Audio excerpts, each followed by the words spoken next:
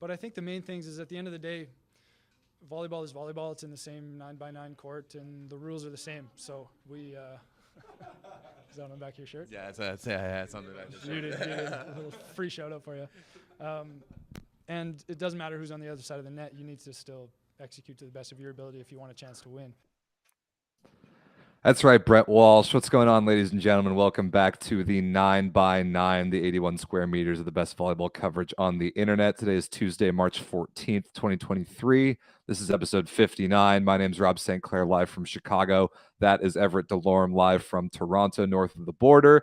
It was an extremely, extremely busy week in the game of volleyball, as it always is, but this one in particular.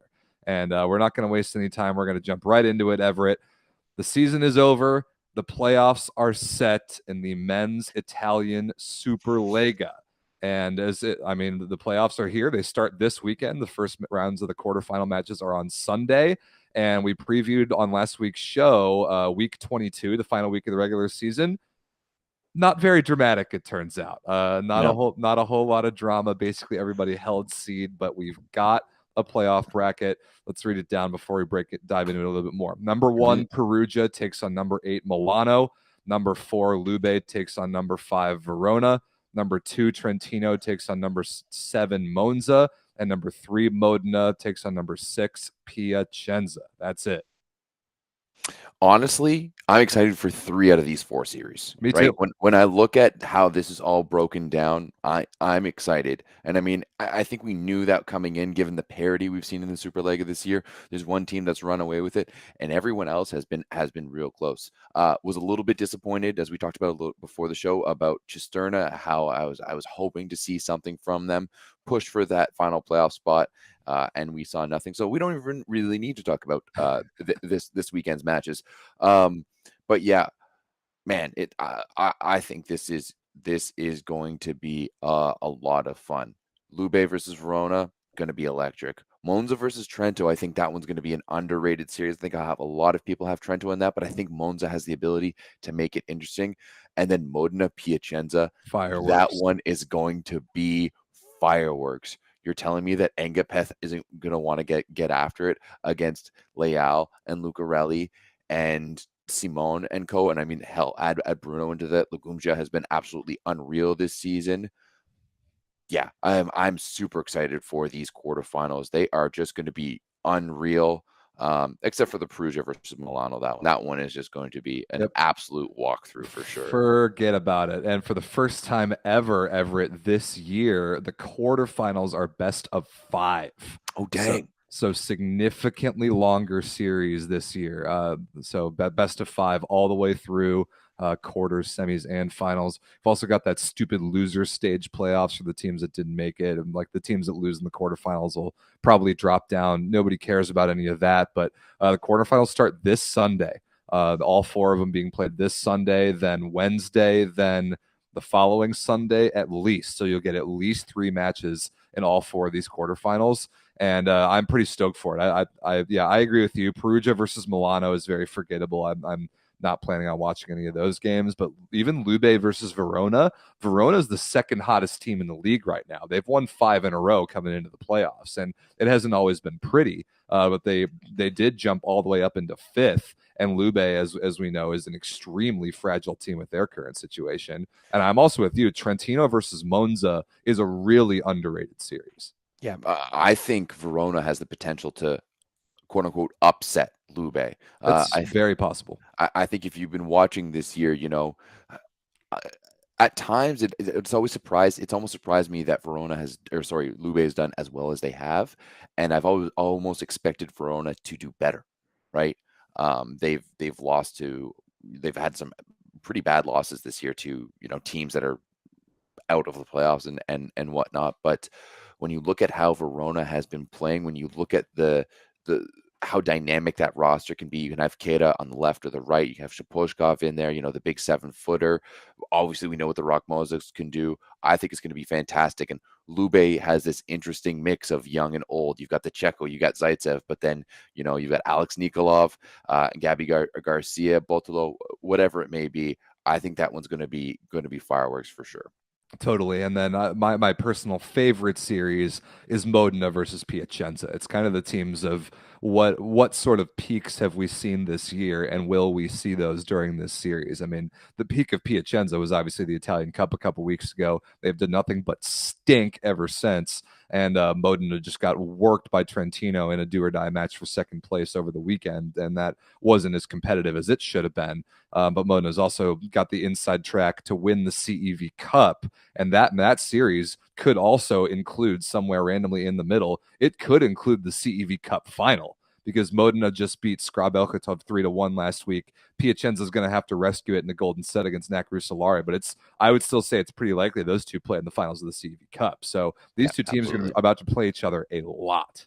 Yeah, and I think Piacenza is a team that gets up for big matches. And if you can't get up for Bruno, Engabeth, and Lagumgia, then it's not worth playing, right? There's a lot of friendships between these two teams, and I bet there's a lot of rivalries as well. So yeah, I think that this one is just going to be absolutely gangbusters. I honestly don't know who to pick. I've been very low on Modena all year, right? With Rinaldi in your starting lineup, I just didn't think that much of them, but they've continued to bounce back, and they've continued to be there. You know, we've seen them kind of go up and down. And at the end of the day, even though Bruno is in decline, Engapeth isn't necessarily what he used to be, Lugumgia is a scoring machine, right? And both of those players know how to win. But you also know, who else knows how to win? Simone, Leao, Lucarelli, Rizal, the list goes on. Romano is one of, very apathetic at times, but super good in the clutch. Yeah, and he's about to get a lot of those big matches where we typically see Yuri Romano really perform. Yeah, I'm so fascinated by this series, and we'll talk a little bit about the season-long final statistics in a little bit, because I put them together earlier today, and I was really fascinated with some of the results. But there's a lot of guys on Modena and Piacenza in particular who had phenomenal statistical years. Yeah, I do think, though, when looking at the Trento Monza series, I think that one is very interesting, because if Monza starts to do poorly, do we see Cachopa?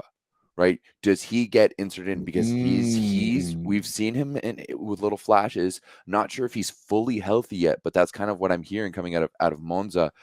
And does that turn the tide for them? Right? That's a gritty team with skill all around. When you've got Cachopa at the helm, David Skiba and Mar have been having a great season. Mar has had an unreal season, finished 9th overall in points in the top 10 of scoring, which is, his best season by far yet. You have Grosjean and potentially Arthur Schwartz on the right side.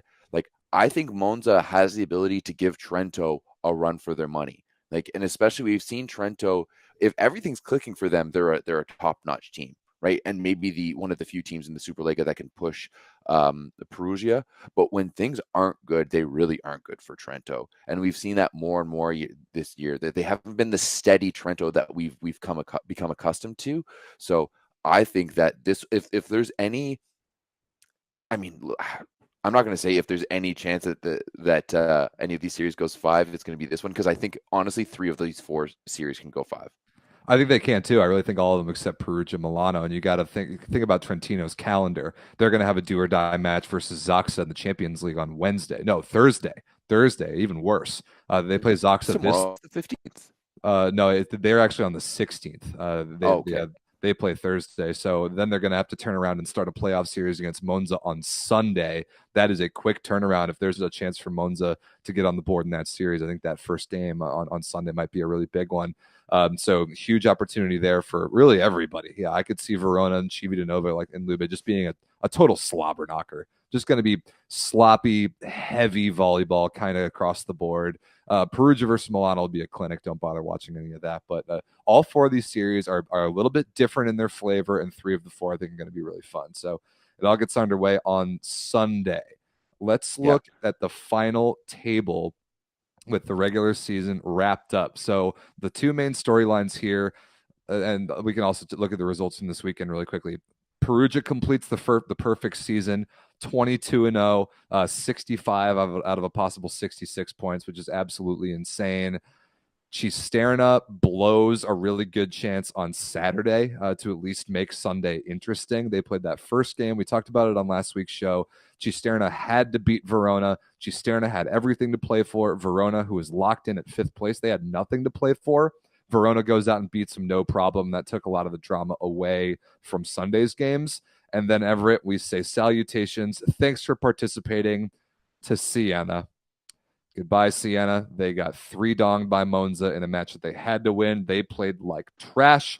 All of their players were statistically miserable in a do-or-die game. Martin Van Garderen was terrible. Nemanja Petric was terrible. Zbigniew Bartman wasn't good enough. They passed the ball horribly. They served the ball horribly. And unfortunately, Siena goes crawling back into the A2 division for next year. Yeah, I mean, ultimately, like, didn't they not win the A2 last year? Correct, they did not. They did not win Emilio, A2 last year. Emilio Riggio?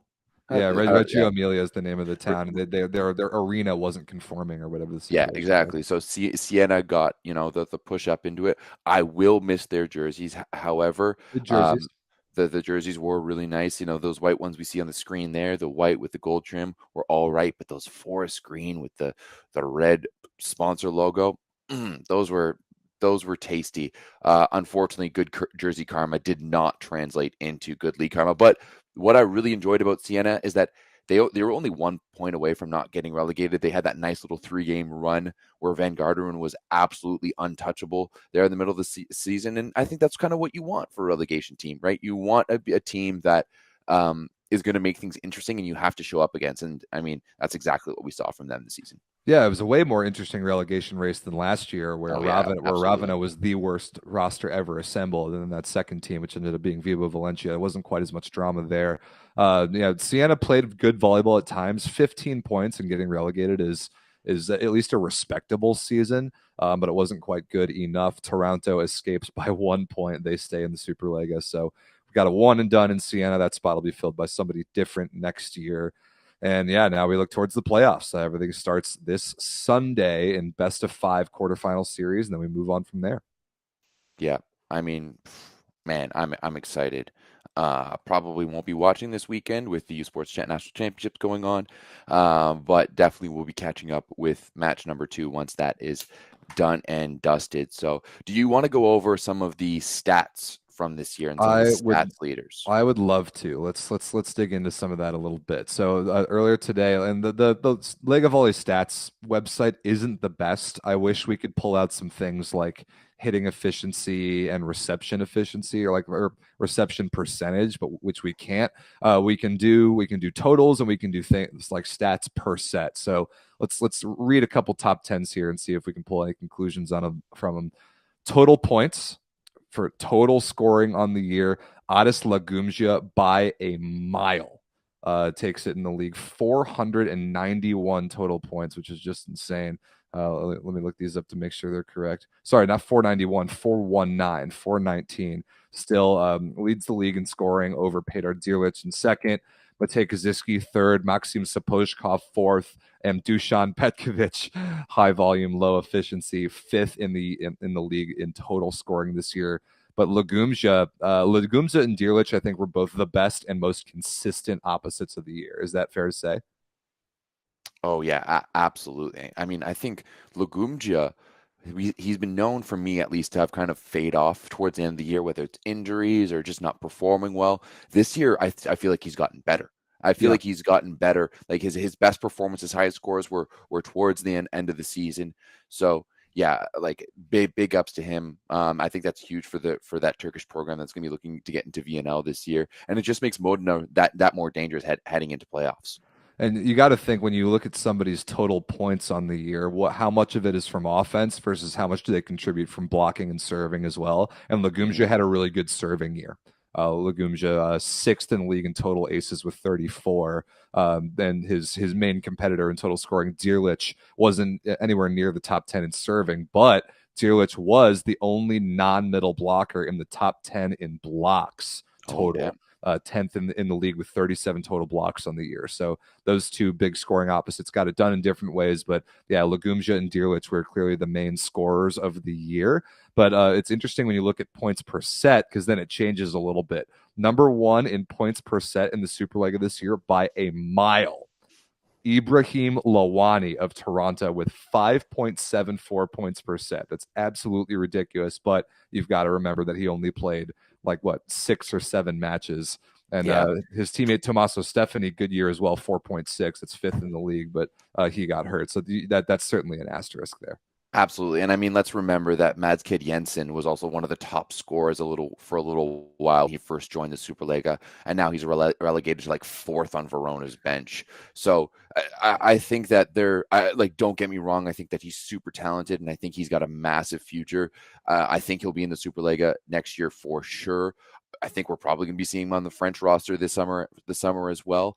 But a lot of that is to do that most teams just didn't have any video on him. They had no film. He's not going to be putting up over 5 points a set next year, but I wouldn't be surprised to see him over 4 or in the high 3s. Yeah, so all these numbers for points per set. Lawani 5.7 is off the charts. Maxim Sapochkov 2nd in the league in points per set with 4.96. But remember, there were some matches where he didn't play. There were quite a few. Quite a few. Yeah, where Keita started over him on the right side. So. And then Perugia has 3 of the top 10, and Rikliski, Leon, and Herrera. So both their opposites were top 10 in the league in points per set, which is absolutely ridiculous. Speaking of Verona, they had Sapochkov, Keita, and Mozic all in the top 10 in total scoring, which is also pretty interesting. Yeah. I mean, Verona was a high-scoring team. We all knew they all knew they would be. I mean, let's be honest. How many games did they go to 5? And they had a lot of 5. They had a lot of 5-setters, and they relied on their pillar guys. They didn't go to the middle all that much. Even though Shaposhkov didn't play all that much, he still got a lot of volume when he did. So that's not surprising to me. And hell, when you look at total points, there's no Perugia guys on there anywhere, because they were so balanced with their offense, and they had 3 good outsides, 2 good opposites. They just 3-0'd everything. They played exactly so many less sets. Exactly, they just 3-0'd everywhere. But it's not surprising to me that you see 3 Perugia guys all averaging over 4 points, 4 points per set. Rich Licky was the highest in terms of kills per set at 3.7 as well. Yeah, so total kills, we can look at just straight offense. Again, Zierlich and Legumja up at the top in both total kills and kills per set. And some names like Matej Kaziski is up there everywhere as well in his first full season playing opposite, by the way. 3rd in total scoring, 7 in points per set, 3rd in total kills, 5th in kills per set. So the ageless wonder Kaziski had an unbelievable year. But you start seeing some names. Stephen Marr, 10th in total kills. Eric Lepke, 9th in kills per set. Okay, yeah. Canada. Lepke was 7th overall in total points, and he would have been higher if he didn't have to miss those 3 matches with that infection that he had. But yeah, massive year for Eric Lepke. Lepke was 17th in total points. Sorry, did I say 7th? Yeah. Okay, sorry, that's what I meant, 17th. But yeah, massive year for him. Big shout out to Ronnie Cuban Spike, because you only have guys down the middle, and none of your outsides are on any of this list. So. Herrera is, but yes, Simone is up at the top of his normal categories. We'll get to that in a second. But yeah, because of Perugia's balance, they didn't have much. Marlon Yant had a terrible statistical year. And all the other Cubans in the Superlega, unless you count Leon, they're all really role players. Yeah, absolutely. So, I mean, our good friend Dusan Petkovic is up there too in total points. I'd love to see what his efficiency is. Yeah, absolutely. I'd love to see efficiency stats or ace or error leaders as well, because I'm sure he's absolutely up there, no doubt about it. Yep. Looking at serving, Yuri Romano leads the league in total aces at 45. Namori Keita right behind him at 44. And then two names I didn't expect. Tommaso Rinaldi, 3rd in the league in aces, and Vlad Daviskiba, 4th. You know Where'd what? that come from? I think we gave Rinaldi a lot of shit this year because he was bad at the beginning. But to be honest, I think he really picked it up. I think he really got better for them as the season went on. He's been a good server the whole year. I don't think his reception or his offense are that good, but 39 aces is a lot. Like that's a really nice number. Like I would almost see Rinaldi's play, especially in the second half of the season, make a bid for him to replace a guy like Ricine on the national team. Interesting. I mean, Italy's got no shortage of No. of options at literally every position. But yeah, maybe Rinaldi finally cracks the national team after being such a highly rated prospect. Perugia, no surprise at all, has 4 of the top 10 in the league in aces per set. What a disgusting serving lineup. Herrera leads the league in aces per set at 0.77. Leon right behind him 0.64. Plotnitsky and Semeniuk all on the list. Crazy. Yeah, but also on this list, I mean, this list is only made up with a few players, especially aces per set, because you have Romano, Lucarelli, and Simone also on this list in aces per set. I mean, hey, that's why they won the Italian Cup. So if we do see that matchup with Piacenza and Perugia, we won't see it to the finals because they are on opposite sides of the bracket. It would be spicy. It would. It would probably break playoff ace records for sure. Last but not least, the blocking category. Marco Pedrasinen and Aiden Zingle tie for the total block lead on the year with 53. Robert Landy Simone right behind him with 47. Simone does take the crown with blocks per set at 16. Simone also ninth in the league in aces per set, so he's once again just an absolute legend. And a sterling, just perfect, wonderful season by our boy Daddy Stankovic, 5th in the league in blocks and 8th in the league in blocks per set. I love that man so much.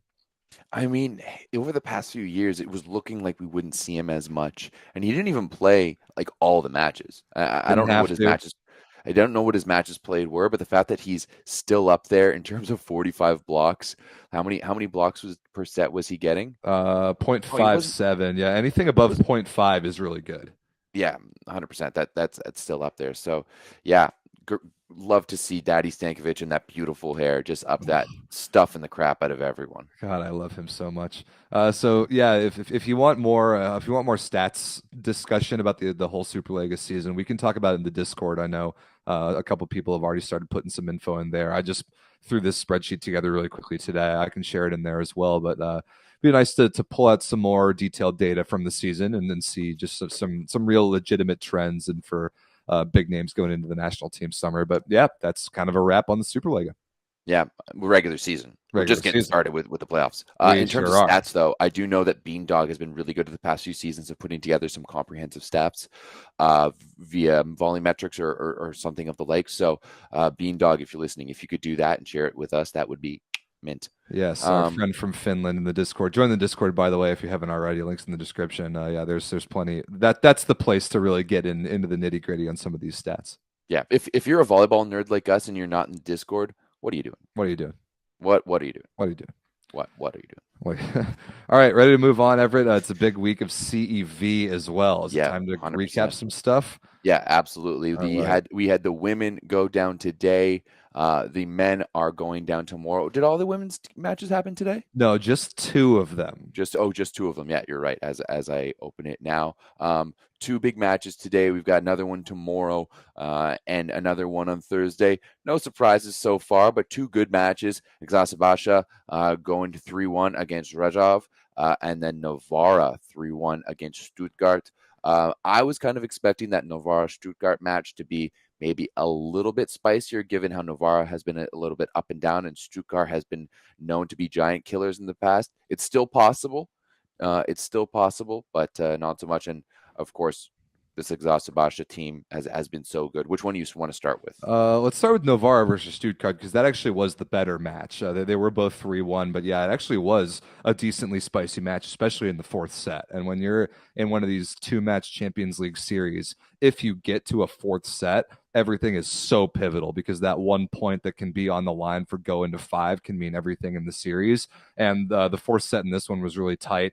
Stuttgart was up by maybe 2 for most of the set. Novara went on a massive run. I think they led like 23-19. Stuttgart came all the way back to 23-22 and came up just barely short. So Novara getting 3 points out of this is enormous on the road. because the worst now they can do is play a golden set at home next week.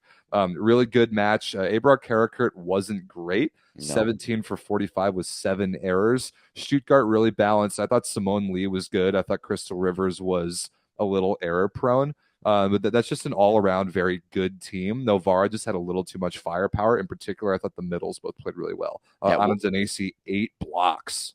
Sheesh. Yeah, well, what about Kenya Carcesis?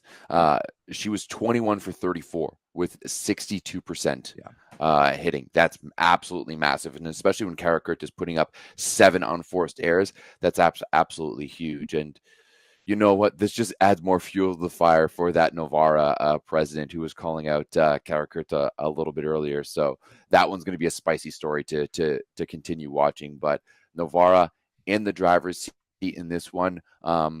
Where did this go? Oh, it was in Stuttgart as well. So that puts them in the driver's seat as they head home for the second leg.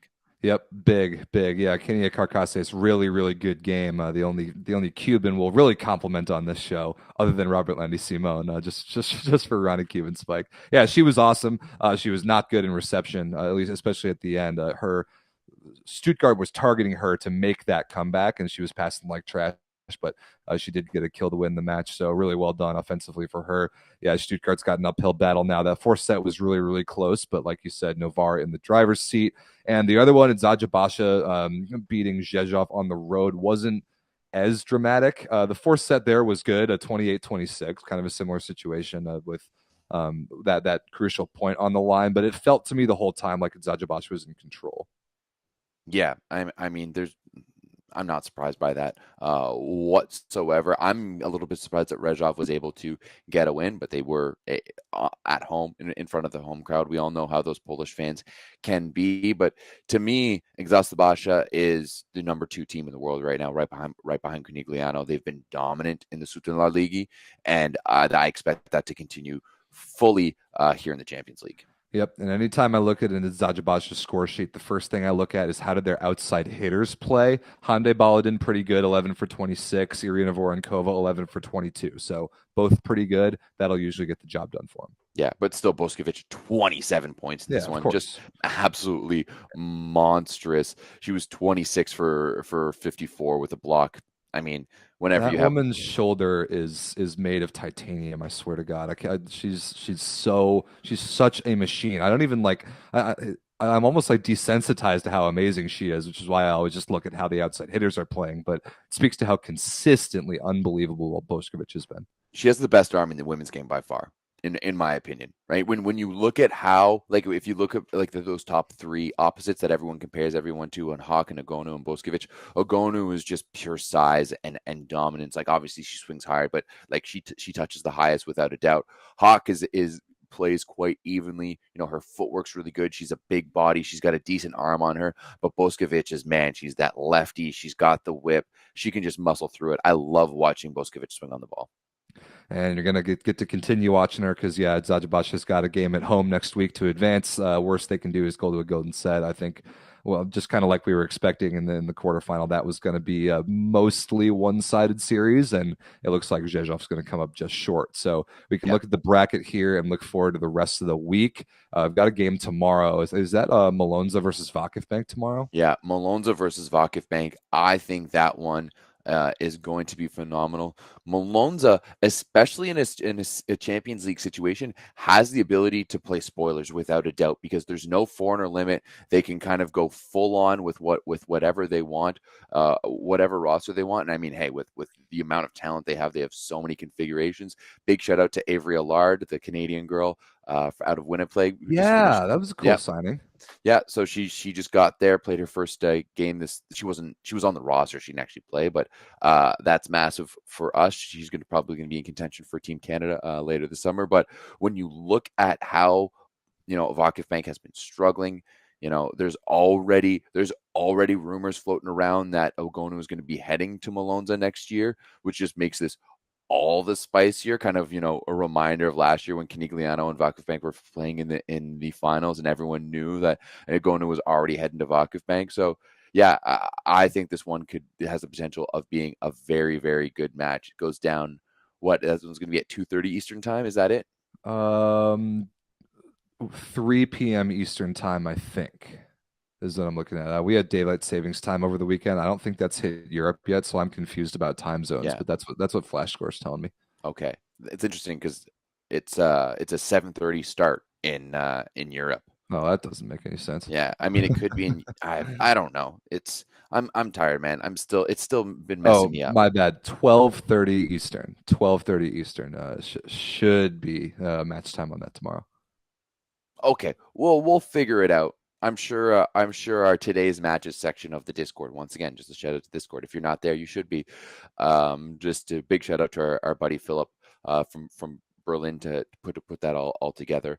But yeah, I think this is a spicy matchup, and I also think Thursday's matchup too between Fenerbahce and Canigliano, it could be just as good, if not better. It's gonna be really good. It's I think I it's don't gonna be really Did good. we see these two teams play at the World Club Championships? I can't remember. No, Fenerbahce wasn't there, if I remember correctly. Yeah. No, maybe they were. Were there really 3 Turkish teams at that tournament?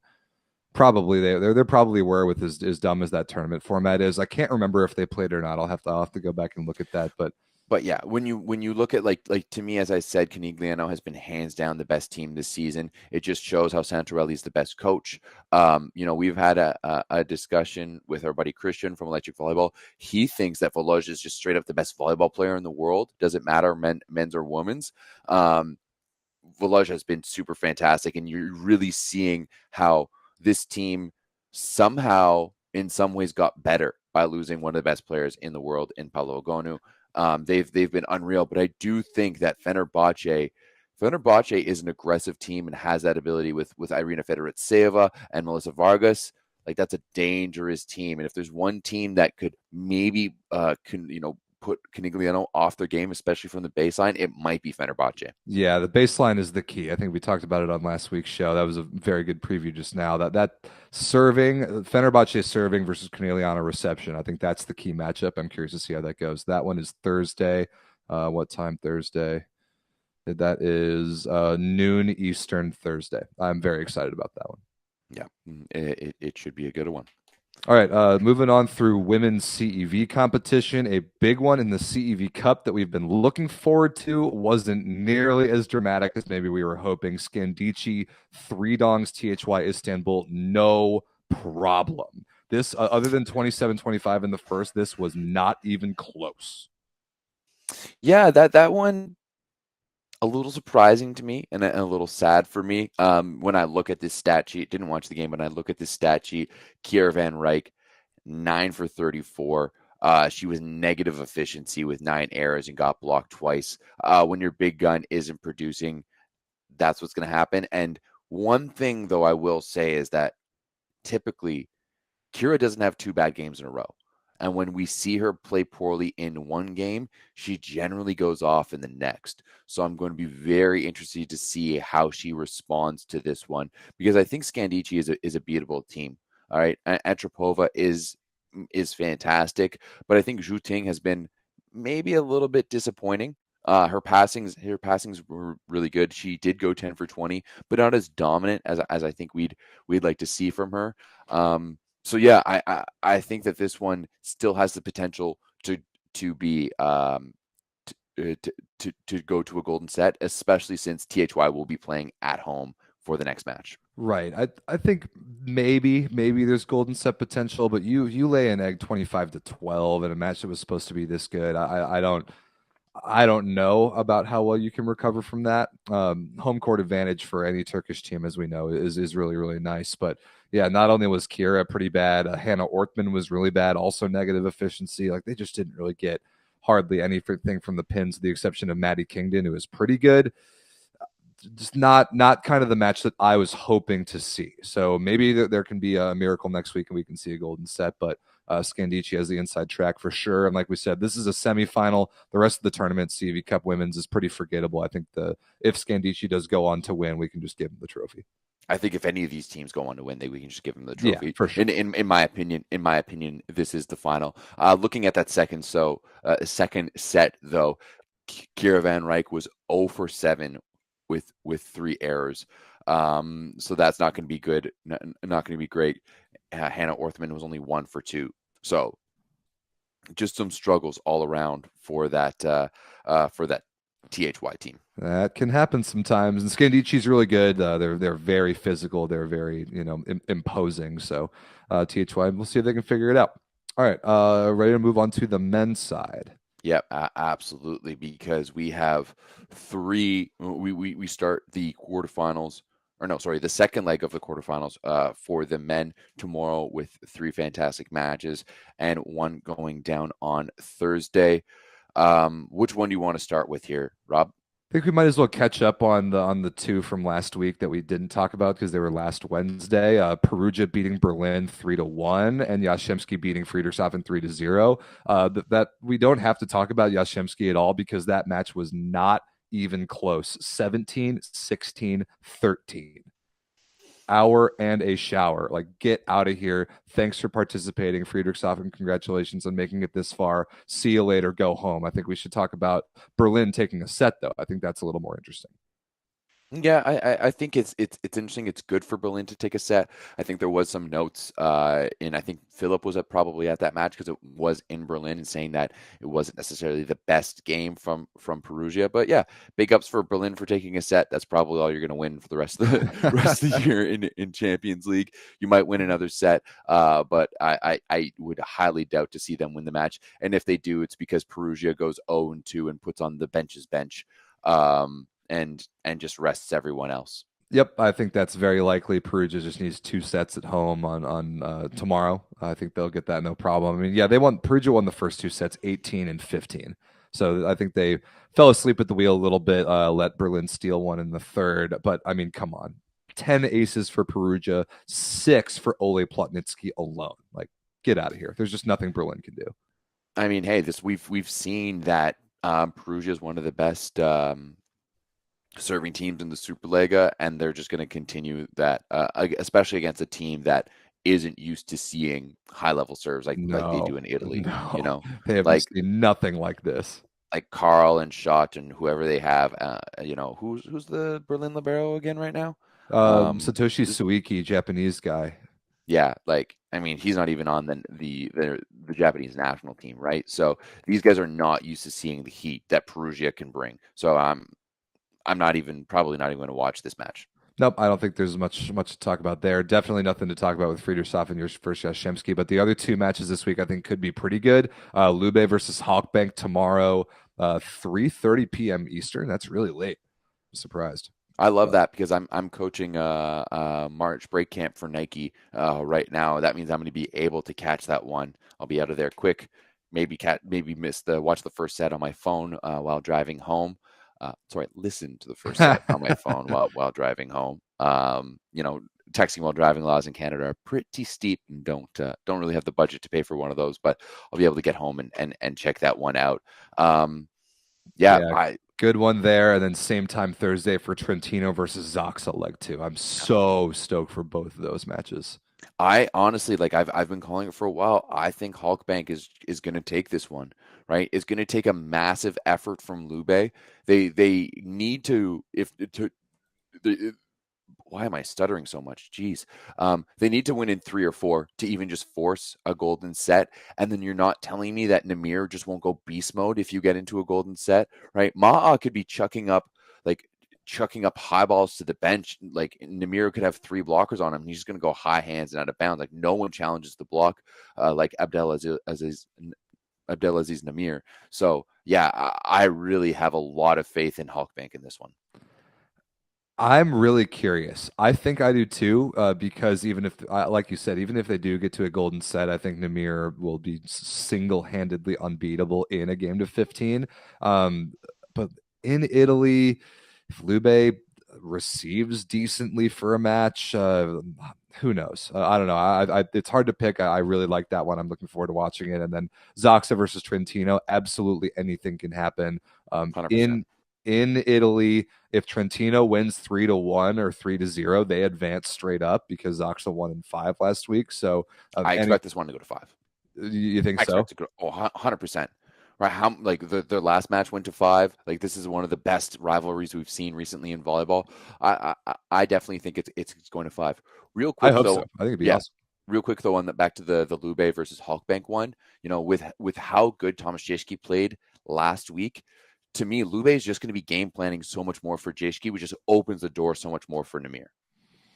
Yeah, pick your poison. Last week, Lube did a better job defending Namir and a miserable job defending against Thomas Jeschke. So we'll see how they allocate their resources against those two pretty good hitters. But I have a feeling they're going to try and do a similar thing and trying to slow down Namir as much as they can. I would rather, if I'm playing against Halkbank, I would rather dare Thomas Jeschke to beat me than to dare Namir Abdelaziz to beat me.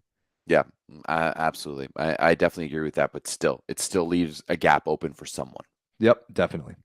And last but not least, CEV news, about time. It always bothers me every single year how long it takes us to finally get the news that the SuperFinals for Champions League site and date has been confirmed. Turin, Italy on May 20th. For both the men and the women will host that one single SuperFinals match. Why does it take so long for us to figure this out? Boomers, trench coats, figure it out. That's pretty much what it is.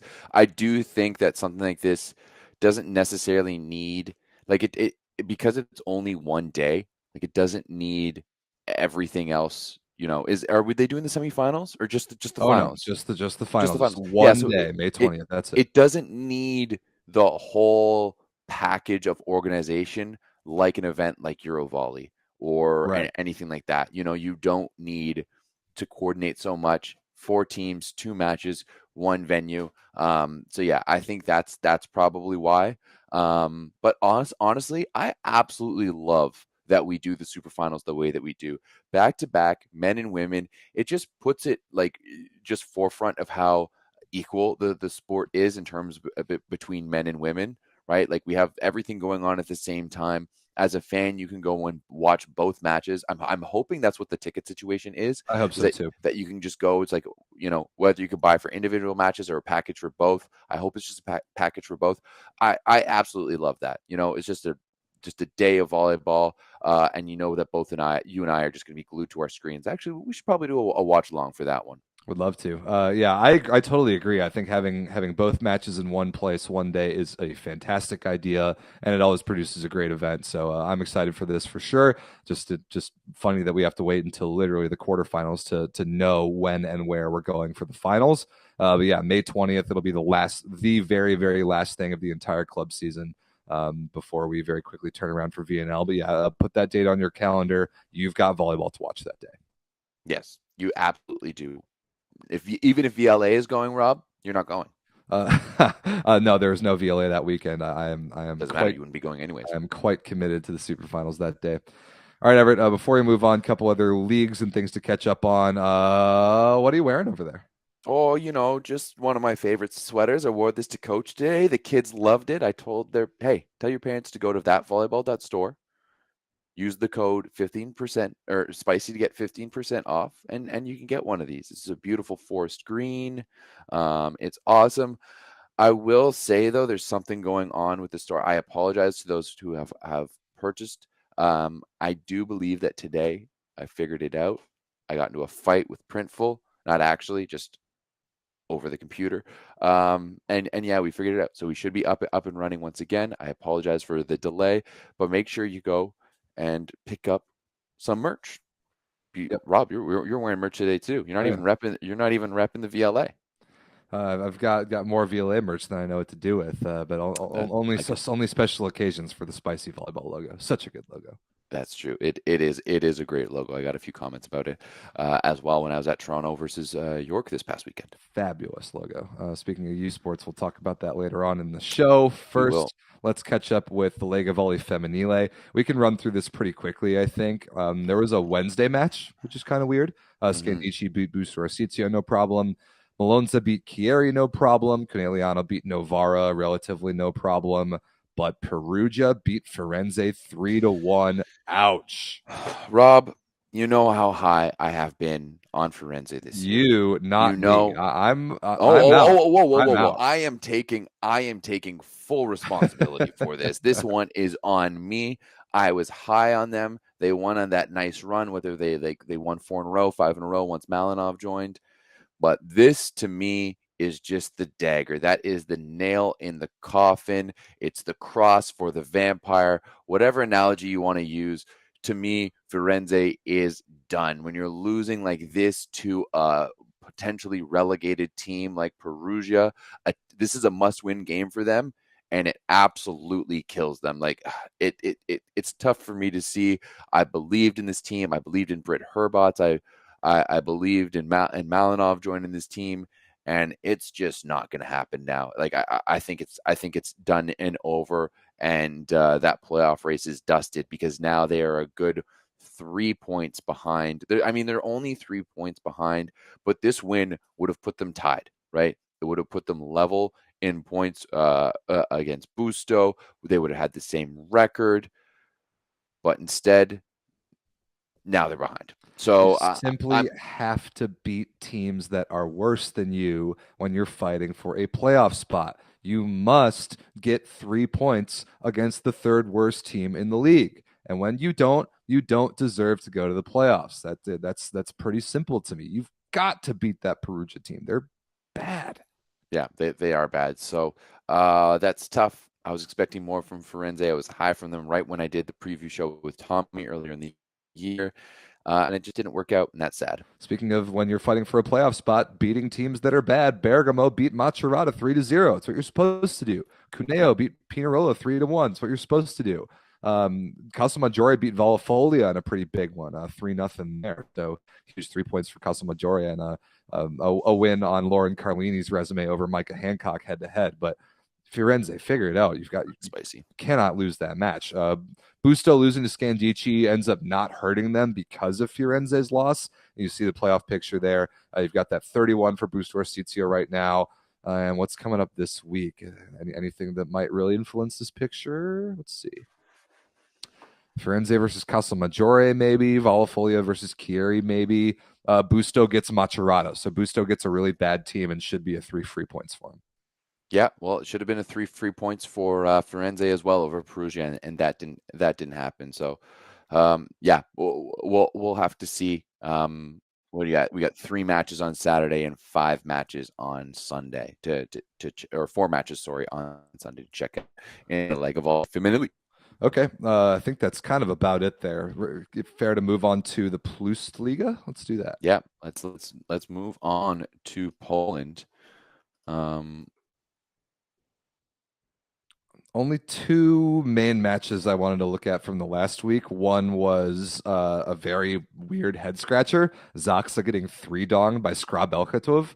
The only thing I'm thinking there is Skra fires their miserable president chairman character. Everyone's like, yes, we're free. And they go out and beat a team that's better than them. Also, Zaksa probably not with all of their focus on that match, given that they're in the middle of a Champions League series with Trentino. But it was weird to see that score result. And then this one, Warszawa, by beating Zawiercie 3-2, actually jumps over Zaksa for 4th in the standings. Warszawa is on absolute tear. Yeah, I mean, when you look at the stat sheet for Zaksa, 19% efficiency for Kaczmarek, 14% efficiency for Bednorz. Just not the numbers that you want to see from your starting outsides. But I think you're right. Zaksa has been up and down and average so far this year in the Plus Liga and in Polish competitions in general. I know they just won the Polish Cup, but they've been really good in Champions League. So to be honest, I think for them, they just weren't even thinking about it. I agree. Yeah, I don't think there's any meaningful conclusions to pull out of that, but I did think it was interesting, and they unfortunately do lose a spot in the standings head-to-head to Warszawa, who continue to just be incredible. How many have they won in a row at this point? Let me see if I can find that number. They're still on the same win streak. It's easily double digits at this point. Warszawa is just rolling through people. 4, 5, 6, 7, 8. And they did it this time with 11. Niels Klapvik on the right side. Really, 11 in a row. Man, that's incredible. Yeah, 11 in a row, and 13 of the last 15. Wow. Yeah, they have been really good. Really. Yeah. Oh no, sorry. 13 of the last 14. Jeez. That's ridiculous. Yeah, 11 in a row for Warszawa. They don't even have Linus Weber playing significant minutes, and they're still getting all these wins done. Let me look at Zawiercie. Kovacevic, not bad. 63 swings is ridiculous, even in 5 sets. 27% efficiency. And also, interestingly, David Dulski gets to start at opposite. They didn't have David Konarski on the roster. I actually kind of like this Dulski guy. He's a lot bigger. He's really long. He's more physical. And if you can get him to play consistently, I think he has a higher ceiling than Konarski. So keep an eye on Zawiercie's opposite position. I mean, yeah, I think that's great. For me, for Warszawa's success, I know they've got a lot of talent, but to me, you have to look at Jan Firle. Yeah. Like, we got to see him last year at Nations League. We thought he was fantastic, and he's really shown it this year for Warszawa. I really, really like Jan Firle. Warszawa had a pretty good offseason, but Firle was the biggest pickup and one of my favorite setters in the Plusliga. Yeah, I definitely think that he should be the number 2 for Poland behind Janusz. For sure. I think Wolmach's time, it's probably his time to let that second setter spot go. And Firle is a way all around significantly better player. Yeah, 100%. So that's it for Poland other than the standings. You can take a look at this, see just how nuclear hot Warszawa is right now, jumping up into 4th over Zaksa. Resovia clinging to the lead by 1. Zawiercie slipping a little bit, but 3-team race for the number 1 seed, and that's going to be pretty big, I expect. Yeah, I definitely left? I actually think there's only 30. Yeah, so there's 30 games. Some teams have played anywhere from 26 to 28 regular season games at this point, so it's getting pretty close to the end of the year here. Yeah, it is. Unfortunately, it looks like Bielsko-Biała won't be getting through as what they're 6 points out. They have 3 games left.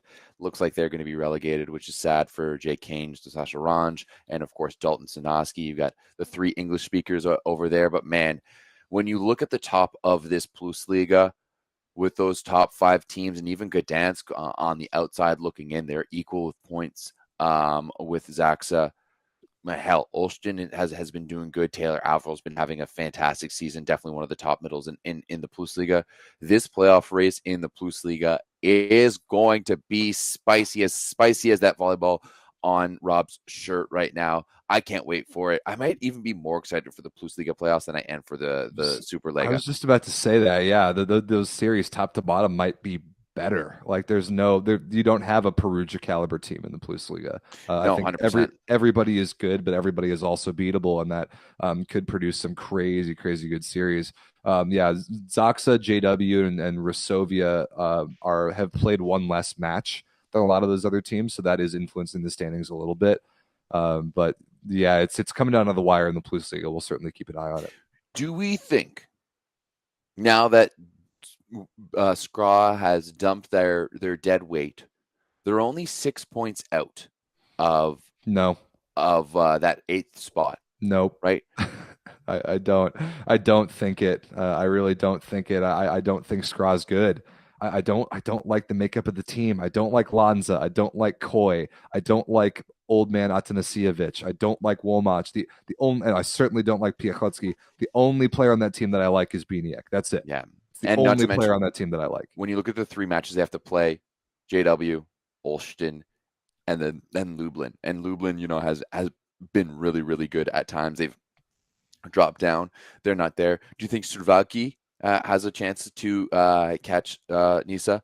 Yeah, maybe. Nissa's got only 2 matches left to play. Suwałki's got 4. So they've got ground to make up and see if they can get.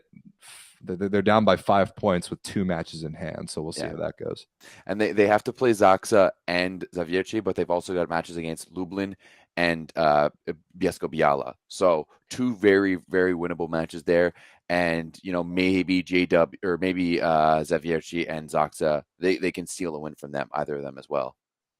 Yeah, I could see it. Man, how are they going to equalize the number of matches played for all these teams? Because there's a bunch of makeup games in the next couple days or next couple weeks. The Plusliga schedule is so hard to follow. I'm looking at it right now. There's literally matches every day between now and April 1st. I think there might be a break on March 24th, but every other day there are matches being played, makeups or regular games or whatever. They've just got to get 30 matches packed in there. So yeah, April 1st is the last day of regular season play, and then we'll have a bracket to show you guys. Awesome. Cannot wait.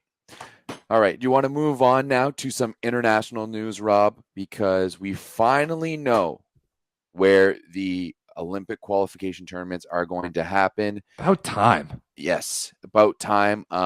Surprisingly enough, on the men's side, nothing in Europe. There's only one of those tournaments going on in Europe, and that's going to be the women in Poland. But China and Japan flexing their economic muscles within the FIVB and getting both the women and the men.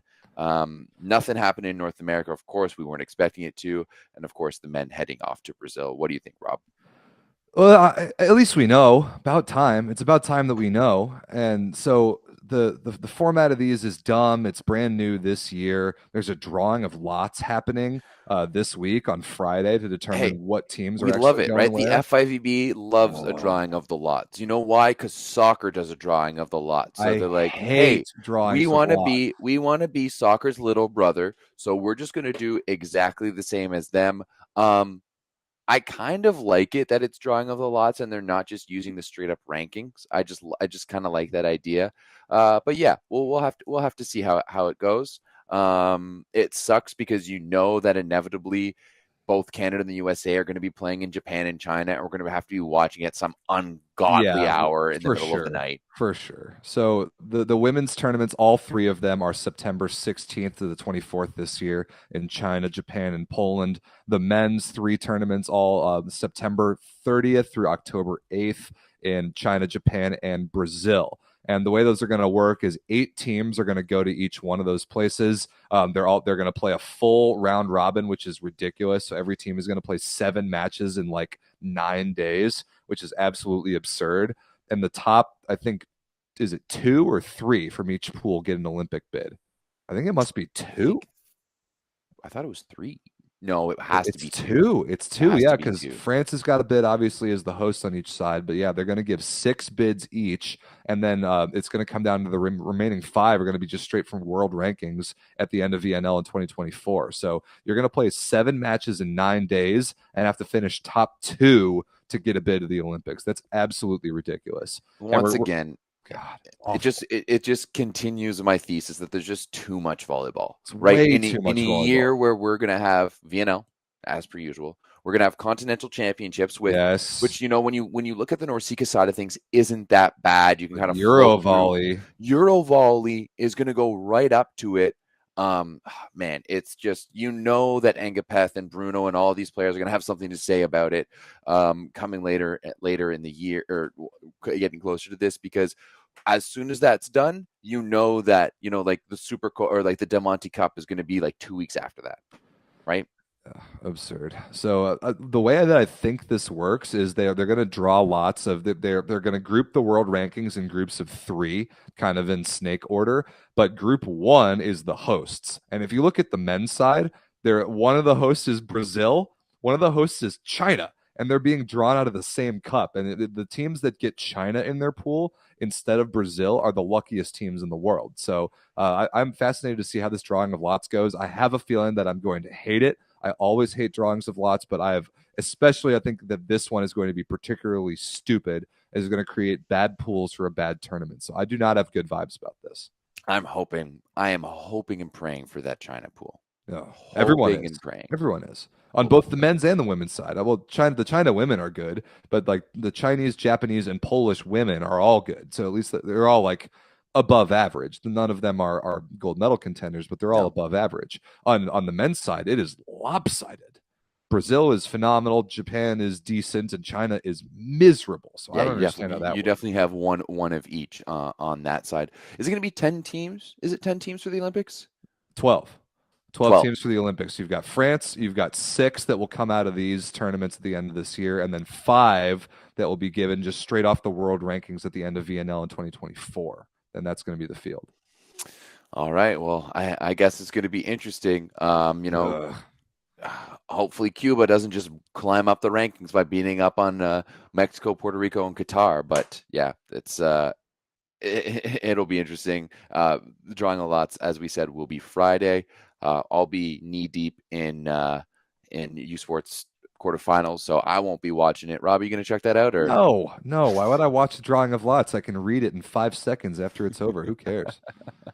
I refuse to give Volleyball World my viewership on such a stupid event.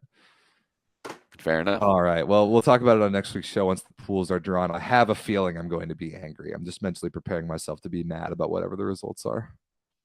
I feel like that's your usual state, though. No, me? No. What are you talking about? All right. Let's turn our attention stateside. We've got plenty of university and collegiate volleyball to talk about. Let's start in the States. There is a gigantic NCAA men's tournament over the weekend, the Outrigger Invitational in Hawaii, always the biggest non-conference event of the year, and it produced some bangers. Number 1, 2, and 3 in the country were all there, and they all beat each other in a triangle. Penn State beat Hawaii. Hawaii beat UCLA. UCLA beat Penn State. So Penn State is now number 2 in the new rankings, UCLA number 3, but those matches were incredible. It's kind of the last hurrah before conference season for all 3 of those teams. So big stuff. I know we saw Penn State earlier in the year in Texas, but very good weekend at NCAA ball. I actually did watch a little bit of this and really enjoyed those games.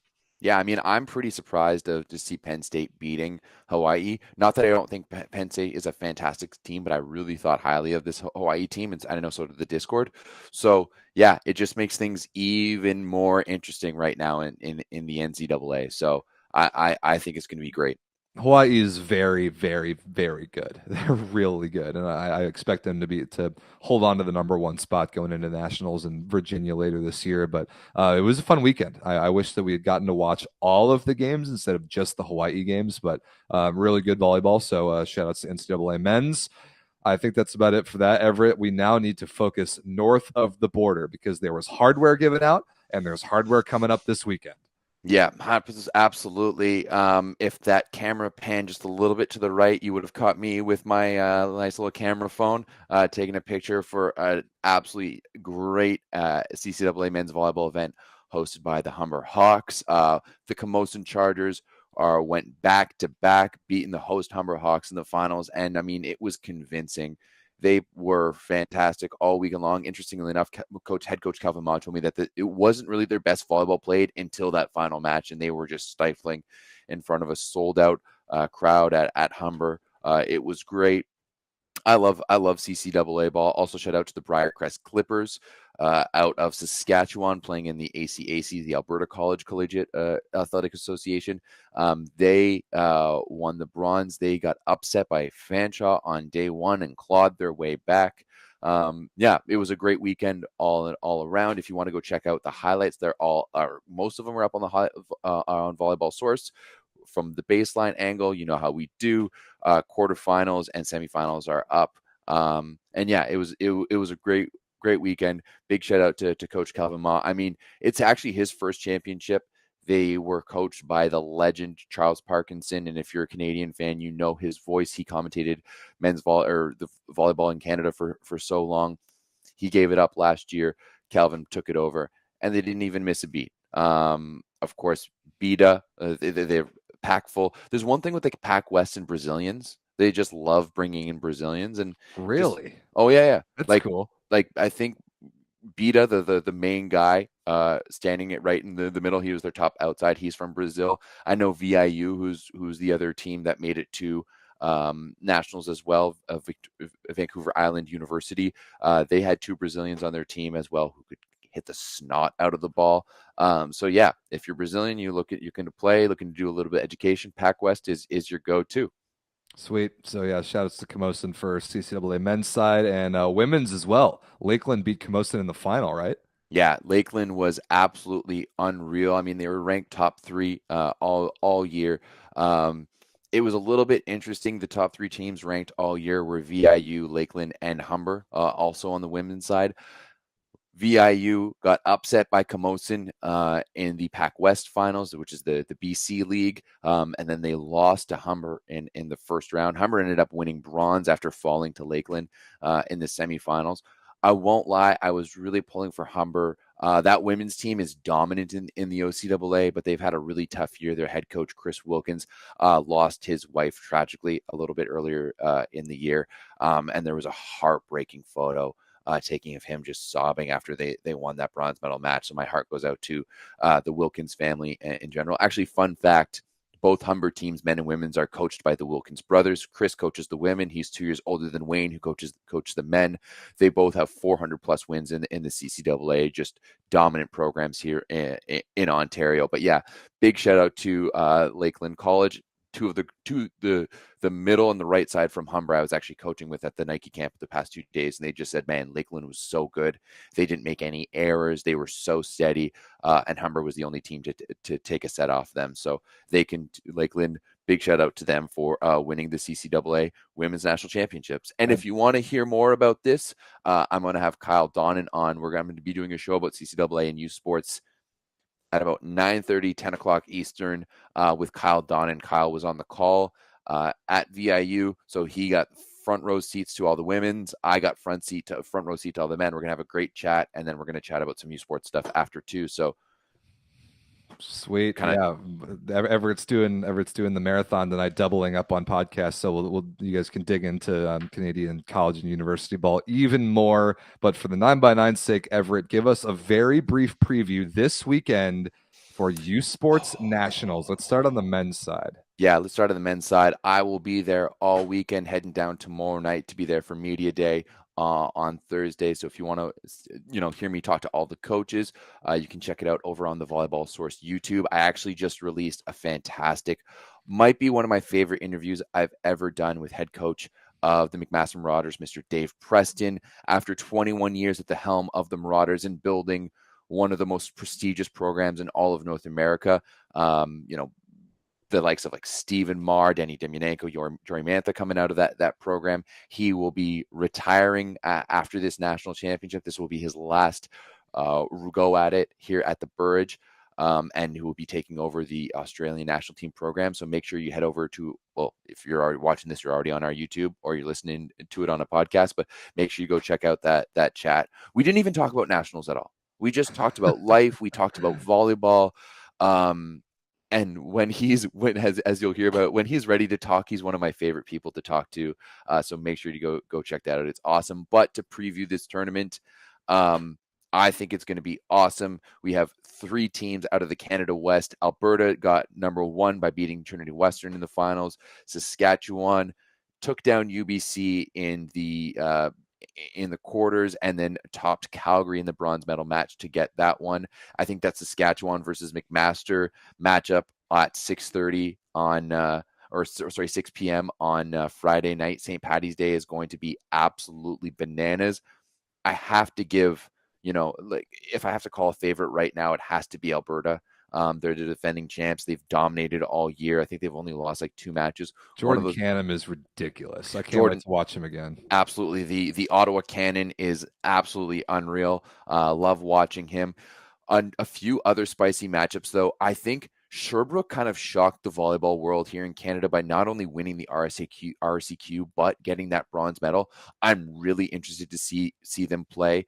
Everyone in Canadian volleyball knows that Quebec volleyball is always scrappy. I mean, we saw it with funnily enough, the Sherbrooke University team is going to USports and represented the RSCQ in the college championships as well. So Sherbrooke volleyball is alive and well. I think their matchup with Windsor is going to be very interesting. Windsor has a high-powered offense. They kind of got blown away by Mac in the OUA finals, but I think that matchup's going to be great. And I think Montreal is really going to give Trinity Western a run for their money. I think Montreal is a well-coached program, well run, and once again, they just don't give up. So these quarterfinals are going to be ridiculous. If I really want to see both Mac and Trinity win, because for those who know, that rivalry over the years and those showdowns that they've had in the Burridge over the years have been fantastic. 2018, that's a great semifinal match. 2016 was one of the best matches I've ever seen, with the likes of Stephen Marr and Ryan Sclater and a whole bunch of other ones. So yeah, I'm super excited. Everyone who knows, watching volleyball in the Burridge, it gets loud. it's going to be a good time. Friday night, St. Patty's Day. What can be better? It's going to be awesome. And for those who are watching in Ontario who want to go, head over to our Instagram page. We're doing a giveaway for some tournament passes for the weekend. We're going to be announcing the winners tomorrow. If you want to win, you have to follow Volleyball Source on Instagram.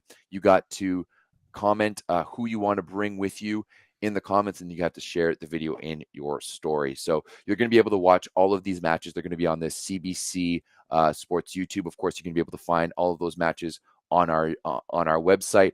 I'm going to be commentating all the morning matches, so I get the first 2 quarterfinals, and then I get all the consolation bull crap later on. Yeah, I mean, they wanted to stick with their normal guys, which I guess is interesting enough, but we'll see. But yeah, I'll be there. I'll be doing interviews. You're going to get baseline videos for all those matches, so make sure you stay tuned. Awesome. Yeah, classic Volleyball Source highlight videos. I remember there was a decently easy way to watch last year. I know CBC in Canada is free, right? For online, right? It's just going to be straight up on their YouTube this year too. Oh, really? Oh, yeah, even better. Yeah, absolutely. Head over to the Discord. We'll have them linked in there. We'll have them linked in our Instagram stories as well. We'll have them embedded onto the website. But yeah, even if you just search CBC Sports, USports National Championships, you're going to be able to find all the women's and men's up there on YouTube for the entire world to see. Awesome. That's great stuff. And also we've got the women's same format for the women's national championships for USports going down this weekend as well. Trinity Western, the 1 seed, right? Yeah, Trinity Western, the 1 seed. They've been dominant all year, taking down MRU in the Canada West final. Big shout out to the Citadins de UQAM. UQAM is Université de Québec à Montréal, with their first ever RSEQ championship. So big ups to them. That's huge. They're the newest team to the RSEQ, so it's fantastic to see them kind of taking down the typical powers of Montreal and Laval. I know on the women's side, I'd probably say the RSEQ is the most tightly contested division with just quality all the way through. The Brock Badgers is the only team out of the OUA. They went down 0-2 to Queens, and they pulled off the reverse sweep, 15-13. You can check out Match Point over on our Instagram. Oh, I saw that. That was awesome. Yeah, it was awesome. Very cool finish. Yeah, the Bob Davis gym was bouncing. We have a few people saying that it was the best atmosphere in the OUA.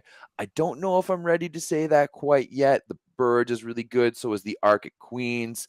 But yeah, that was awesome. And I do know that Brock did beat Trinity Western in some exhibition matches over the Christmas break. So that could be very interesting. But you know, UBC, they're the hosts, one of the most storied programs in USports women's volleyball. That's where Kiera Van Ryk came from. And of course, our good friend Claire Hanna as well. She won 5 in a row back in the 2010s.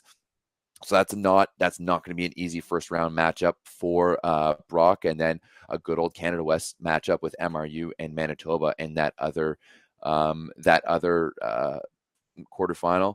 I'm expecting Trinity to make the final. Especially, you know, they're just down the road. They're like an hour away from UBC, who are the hosts. If Brock, like, I think that right side of the bracket is much harder. Nothing against Dalhousie, but you know, the AUS just isn't up to standards in my opinion, and we haven't really seen as much quality. I think Dalhousie is going to be really good, and I think they'll win matches on the qualification side, but I do expect them to fall to UQAM.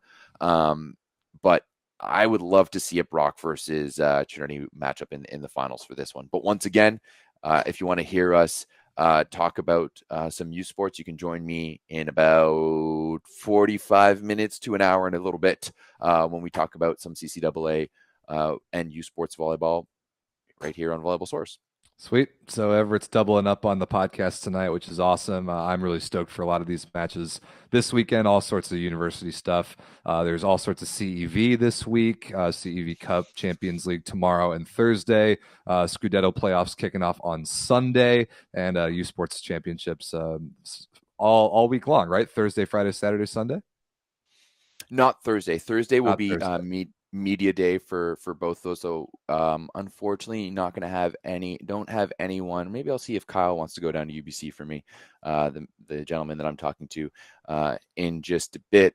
But yeah, I'll be at I'll be at McMaster all day Thursday, getting some interviews, getting some little, watch and practice. Then I'll also be at the All Canadian banquet to let you know, who gets Player of the Year, who gets Coach of the Year, who the first team All Canadians are, and such. But then, yeah, Friday, Saturday, Sunday, Championship Sunday. I know it's going to be a blast. Love that you got one on the East Coast and one on the West Coast, so that time difference cool. is going to allow you to watch everything. If you are on the West Coast, make sure you head out to War Memorial Gym. I want to see that place packed. I already know the Burge was sold out like before game time even happened for the OUA final, so I know they're going to show up at McMaster. Especially to send off Preston, and that's a school that just loves men's volleyball and volleyball in general. But I really want to see the BC volleyball community fill out War Memorial at UBC this weekend. Awesome. So yeah, if you want to dig more into Canadian ball, Everett will be live again in like an hour or so. So that's awesome. A way to double up on the content. And I'm really excited to follow along with it this weekend, dude. I know it's a big deal up north of the border, and I loved watching it last year, and I'm really looking forward to it. Yeah, baby, this is March Madness at its finest. Right now, this is the time for it. So make sure you watch. Make sure give some likes on our videos too, please. It really helps. We want to see lot of CCAA and OUA videos on the channel right now. Baseline highlights. Go watch them. Go give them thumbs up. Yeah. Once again, really go check out that interview with Dave Preston. Totally. One of my favorite people in Canadian volleyball. He's awesome. And if you're Australian too, like we go in depth about some of his plans and what's going to be happening with the Australian national team and how, because it's kind of like it's almost a 10-year vision because they're hosting the Olympics in 2032 with the Brisbane games. So it's a long-term vision when looking at how they're going to build that program because they're hosting it in 10 years. So good stuff there if you're Canadian, if you're a fan of the Marauders, and good stuff as well if you are a fan of Australian volleyball.